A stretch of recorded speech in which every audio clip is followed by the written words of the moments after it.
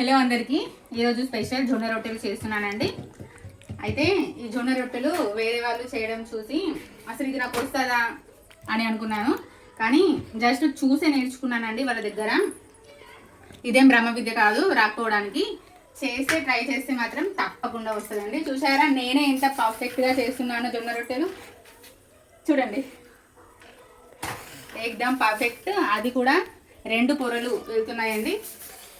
విజయ్ అయితే డైలీ చేయమంటున్నాడు. ప్రతిరోజు నైట్కి అయితే చేస్తున్నానండి జొన్న రొట్టె విత్ కర్రీ డైలీ నైట్. ఇదే మా డిన్నర్ స్పెషల్.